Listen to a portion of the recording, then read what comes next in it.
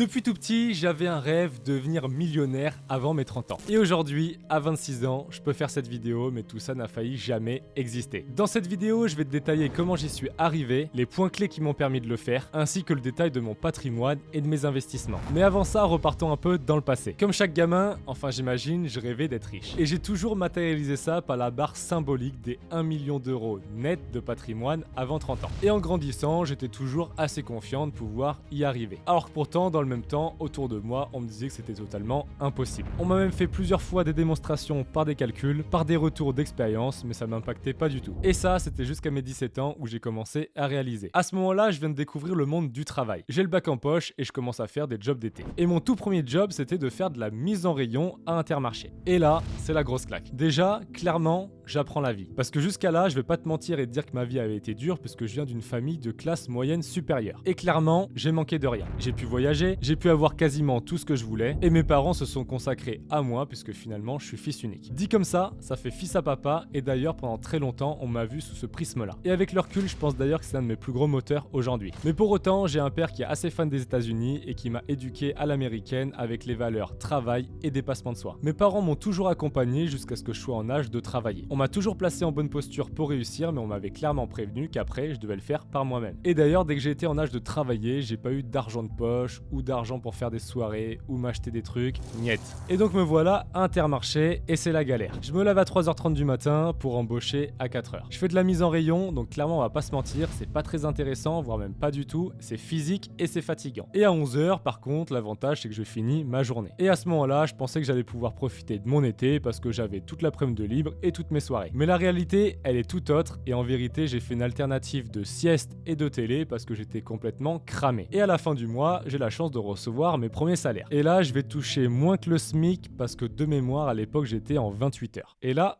je commence à comprendre. La vie, c'est pas simple et pour faire 1 million d'euros net avant 30 ans, va vraiment falloir que je fasse les choses différemment de la norme, sinon je vais pas y arriver. Et c'est là où on se dit que les parents, ils sont pas si cons et je me mets à refaire les mêmes calculs que mon père me montrait à l'époque. Même si je gagne 8 000 euros par mois à 23 ans, ce qui me situerait dans les 1% des Français les mieux payés, et que je mets 6 000 euros de côté tous les mois, j'aurais économisé un poil plus de 500 000 euros à 30 ans. Bon, comme je le vois, je suis loin du compte et ça, c'est sans compter sur le fait que c'est improbable que je gagne 8 000 euros à 23 ans et que je sois dans les 1% des Français les mieux payés, alors que finalement, j'ai rien de plus que les autres. J'étais un bon élève, mais sans plus, un bon sportif, mais sans plus. Clairement, j'ai toujours été dans la norme, mais j'ai toujours senti que j'avais un petit truc en plus, c'est la dalle de réussir. Je te passe les détails, mais je vais continuer mes études en école de commerce et je vais travailler les étés suivants encore à Intermarché jusqu'à mes 19 ans. Ensuite, je m'envole pour l'Australie pendant 1 an. Et là, je vais encore me manger des grosses claques. J'enchaîne les métiers de livreur à vélo, coucou Deliveroo. Ensuite, je vais passer déménageur et ensuite, je vais être laboureur. Pour la traduction, c'est en gros nettoyeur de chantier. Grosso modo, j'étais en bleu de travail avec mon casque et je passais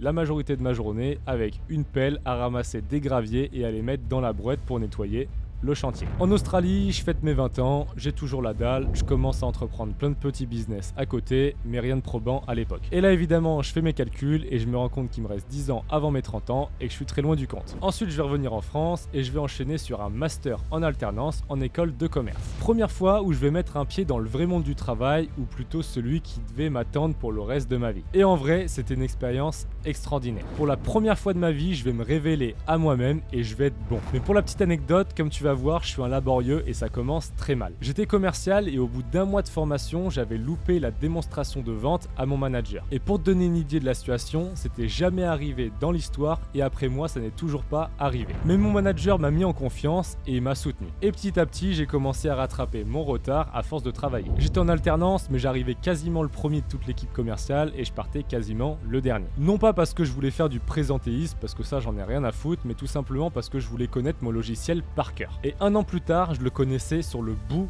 des doigts. Et là, j'ai eu une promotion et on m'a confié un vrai portefeuille client. Et sur la dernière année d'alternance, j'ai fini dans les meilleurs vendeurs de la société alors que j'étais alternance et donc j'avais des cours et que j'étais moins présent et que j'avais un petit portefeuille comparé aux autres. Et à la fin, on m'a proposé un très beau CDI pour que je reste, bien supérieur à la moyenne pour un gars de 22 ans. À ce moment-là, j'ai toujours la dalle et l'ambition de réussir. Ok, j'étais en train de faire un truc cool mais totalement dans l'anonymat. Et même avec un bon salaire de 3-4 000 euros avec les primes à mon âge, j'étais quand même très loin de mes objectifs. Donc j'ai décidé de refuser le CDI pour me lancer à 100% dans ma première startup. Et là, je mange encore une énorme gifle. Ma première startup, c'est une marketplace dans la food, type Uber Deliveroo, mais pour le click and collect. Maintenant c'est has-been, mais à cette époque-là, c'était assez innovant. Et comme le veut le business model d'une marketplace, on vient se rémunérer sur les transactions. Mais autant dire qu'à ce moment-là, on faisait pas des millions de transactions, donc on mangeait des cailloux. La fin du chômage approche à grands pas et c'est toujours la dèche. Néanmoins, on arrive vraiment à faire quelque chose de cool avec la boîte, on développe bien et je documente tout sur LinkedIn depuis le premier jour. D'ailleurs, au passage, si ça t'intéresse, tu peux aller sur mon profil et t'amuser à remonter tous les posts que j'ai fait depuis 4 ans et tu verras le tout début. Et à 6 mois de la fin de mon chômage, on va vendre notre startup à un groupe Montpellier. Alors oui, c'est cool, ça fait un beau coup de com', mais on vient récupérer qu'un assez petit ticket avec mon associé. Pour être totalement honnête, c'est moins que si j'avais fait un an de CDI dans mon ancienne boîte. Donc là, j'ai 23 ans et c'est la merde. J'ai pas trop d'oseille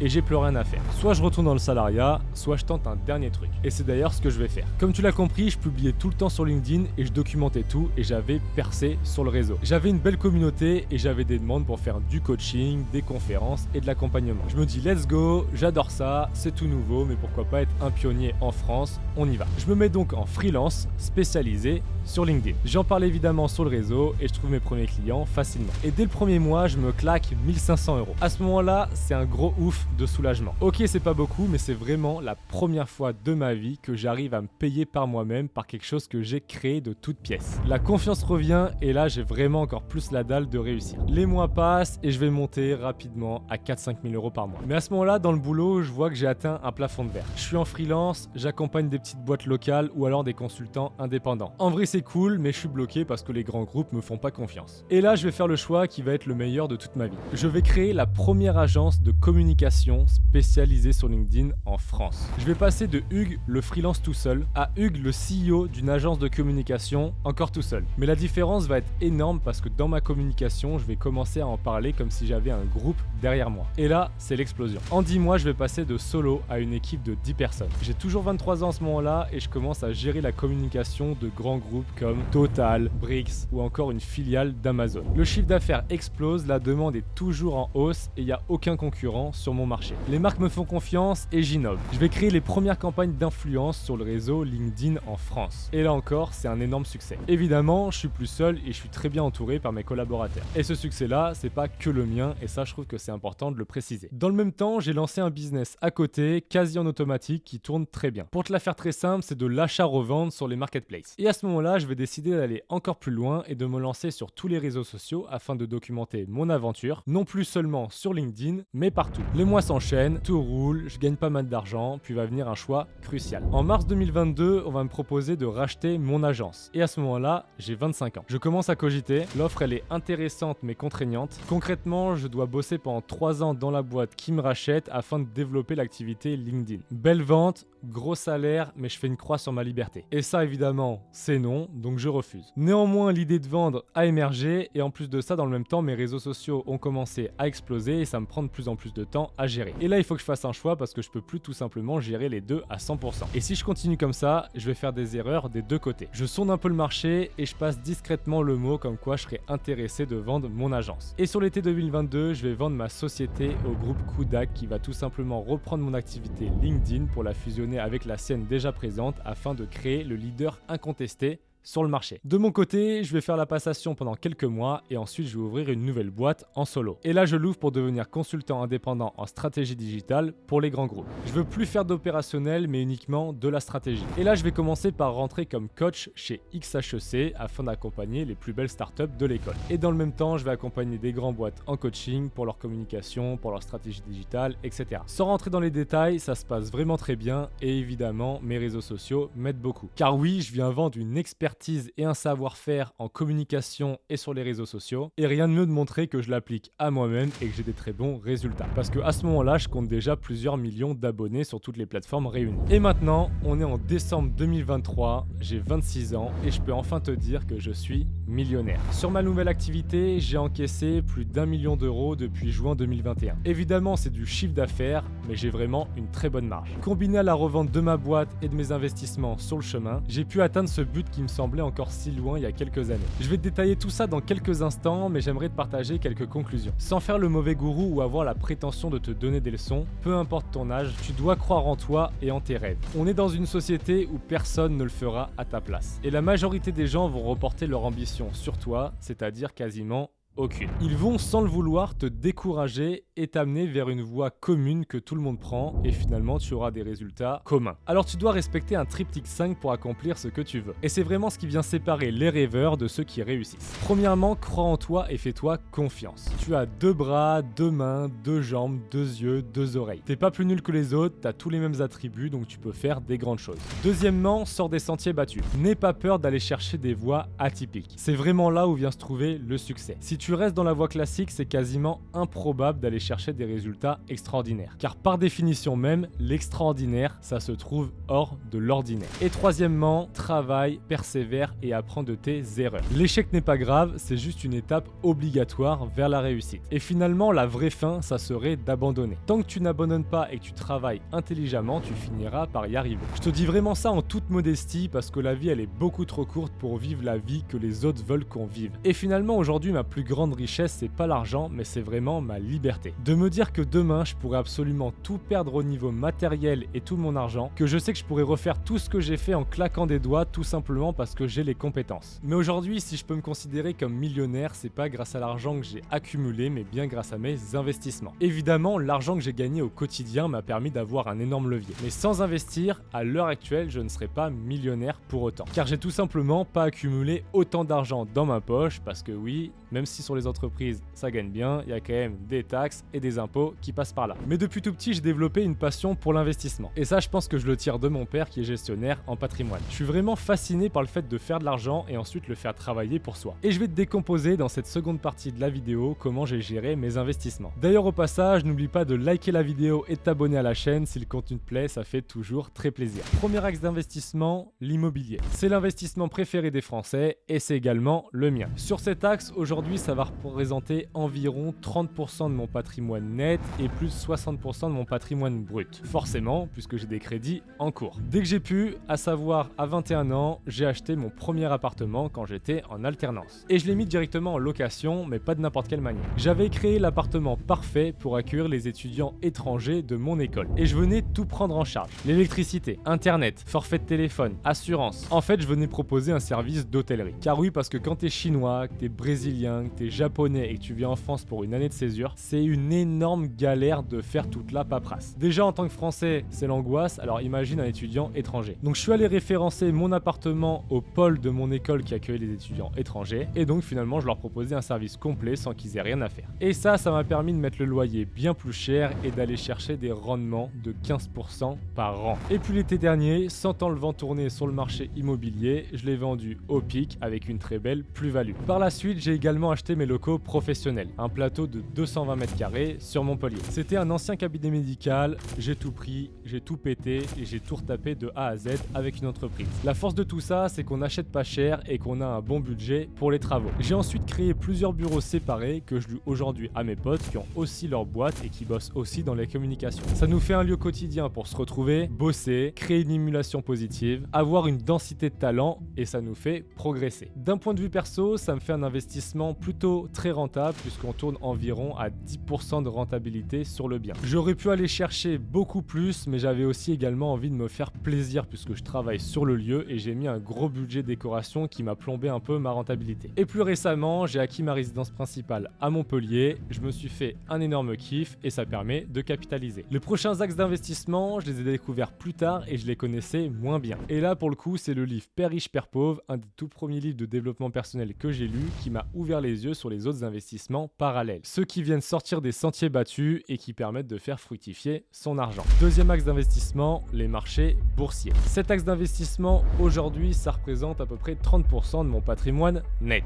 Avant de rentrer dans le détail, je tiens à dire que je suis absolument pas un trader et que je passe pas du tout ma vie devant les graphiques. Quand j'investis, je le fais vraiment sur une vision long terme sans me soucier de ce qui se passe au quotidien. Il y a un autre facteur aussi de mon côté qui me caractérise, c'est que j'ai une aversion à la perte qui est quasi nulle. Au quotidien, mon plaisir, plaisir, c'est d'investir. Ça peut paraître chelou parce qu'il y en a certains qui adorent acheter des chaussures, des montres, des jeux, des fringues. Et ben moi, mon plaisir, c'est d'acheter des actions d'entreprise. Et là, je viens appliquer une méthode d'investissement toute simple que j'ai déjà détaillée dans une ancienne vidéo. Je viens faire du DCA sur des ETF. En gros, je vais investir de manière automatique et programmée tous les mois sur des ETF qui vont venir répliquer les performances d'un indice boursier comme le CAC 40 ou le S&P 500 par exemple. En gros, je viens répliquer les performances du marché. Et comme depuis la nuit des temps, les marchés boursiers ne font que monter sur la longueur, j'estime que mes chances de battre l'inflation et de performer sont dans les marchés boursiers. Évidemment, à court terme, on n'est pas à l'abri d'une crise majeure et mon portefeuille peut énormément se dévaluer. Mais sur la durée, sur 20 ans, 25 ans, je suis intimement convaincu d'être rentable. Peut-être que je me trompe,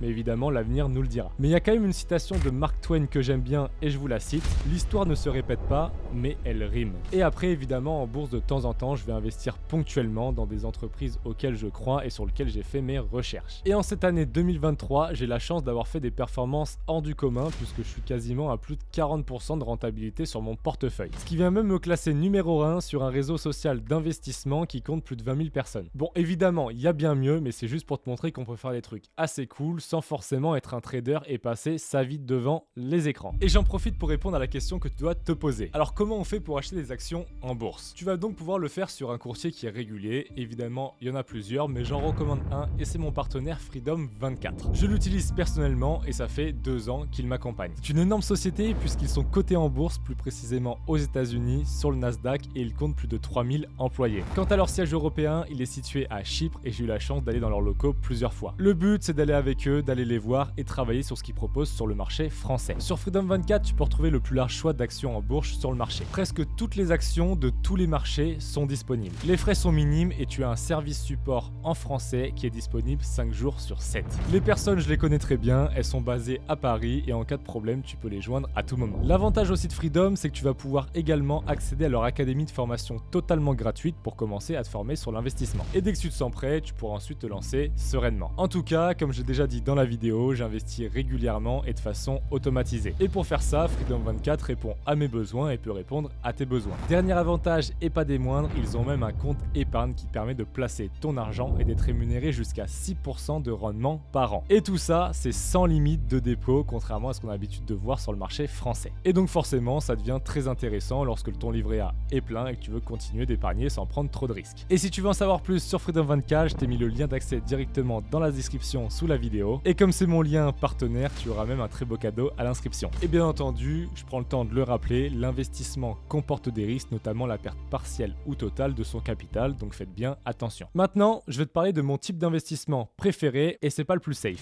Troisième axe d'investissement, la crypto. Bon, sur celui-là, j'abuse vraiment parce que ça représente environ 25% de mon patrimoine net actuellement. Et pourtant, c'est très risqué. Mais comme j'ai déjà dit, j'ai pas peur du risque en investissement et en plus la crypto, j'y crois dur comme fer. Je vais pas te faire un argumentaire de vente pour te convaincre d'investir en crypto, mais un conseil, jette-y un coup d'œil parce que franchement, ça vaut le coup. Alors oui, c'est très risqué, mais c'est aussi justement parce qu'il y a des risques qu'on peut espérer aller chercher un multiple sur son portefeuille. Et d'ailleurs, pour mon cas, depuis que je suis tombé dedans en 2020, j'ai déjà multiplié par 6 mes investissements. Par contre, j'ai failli tout perdre et c'est vrai, faut le signaler, absolument tout et ça plusieurs fois. Mais sur le coup, ça s'est bien passé, j'ai vraiment eu de la chance, mais par contre, ça n'a pas été le cas pour pas mal de connaissances et des potes à moi qui ont absolument tout perdu. Et d'ailleurs, certains ont perdu des fortunes. Quatrième axe d'investissement, les startups. Alors là, c'est pareil, c'est ultra risqué. D'ailleurs, c'est même sans doute le plus risqué. Dès que j'investis dans une startup, je dis au revoir à mes fonds. Et d'ailleurs, c'est pour ça que ça représente environ que 5-6% actuellement de mon patrimoine. Alors pourquoi je fais ça? Car bien sûr, ça peut rapporter énormément. Mais de mon côté, je le fais surtout pour rendre à l'écosystème ce qui m'a apporté ces dernières années. Investir en startup, c'est aussi permettre à une société de continuer à se développer, à prendre des parts de marché, à créer de l'emploi, etc. Ça vient vraiment dynamiser notre économie française et ça, je trouve ça vraiment cool. Pour te donner comme ça quelques boîtes sur lesquelles j'ai investi et sur lesquelles j'ai le droit de communiquer, on parle de Brix, Interstellar, Ubimap ou encore une chaîne de restauration dans les Pokéballs pour cette année. Cinquième investissement, les alternatifs. Sur cette partie-là, on est environ sur 10% de mon patrimoine. Mais c'est vraiment un axe que je souhaite développer dans le futur. De mon point de vue, et c'est très personnel, c'est risqué, mais ça reste mesuré. Et ici, je vais venir ranger tous les investissements comme l'immobilier fractionné, l'investissement en produits structurés, l'investissement dans des fonds spécialisés en immobilier. Par exemple, le dernier investissement que j'ai fait dans cette partie-là, j'ai investi dans un fonds d'investissement spécialisé dans l'immobilier qui achète les locaux qui seront ensuite loués à Burger King. Donc derrière, c'est 100% d'occupation et 0% de défaut de paiement. Plutôt cool et très beau rendement. Et ensuite, je viens ranger l'investissement dans les actifs de luxe en crowdfunding et bientôt les actifs de luxe en propre. Donc par exemple, je vais acheter des montres sans doute qui sont à ses côtés. Et tout ça, ça m'a permis d'arriver à un portefeuille net à l'instant où je tourne la vidéo de 1 36 457 €. La suite dans tout ça, ça va être continuer d'entreprendre et d'investir. Mon prochain challenge, ça va être de faire 1 million, cette fois-ci sur 12 mois en 2024. Donc si l'entrepreneuriat et l'investissement t'intéressent, tu es au bon endroit. Je documente absolument tout mon parcours sur ma newsletter personnelle et je te mets le lien dans la description. Le mot de la fin pour cette vidéo, c'est qu'évidemment, on trouve toujours plus fort, toujours plus riche, toujours plus performant et toujours plus jeune que soi. Mais finalement, la vie n'est pas une course pour autant et le seul challenge, il est contre nous-mêmes. Et aujourd'hui, je suis très content et très fier de pouvoir faire cette vidéo parce que c'était clairement un de mes objectifs de jeunesse. Pour certains, ça les fera rêver, pour d'autres, ils trouveront ça minuscule. Mais pour moi, peu importe parce que le but, c'est vraiment de s'améliorer au quotidien dans sa vie de tous les jours. Et surtout, le plus important, c'est de vivre la vie qu'on a envie de mener. C'est terminé pour aujourd'hui et j'espère vraiment que cette vidéo sur mon petit parcours t'aura plu. Et si c'est le cas, n'oublie pas de t'abonner à la chaîne et de liker la vidéo. Ça me fait toujours ultra plaisir et l'algorithme aime bien ça. Et comme on dit, allez c'est cadeau, à plus!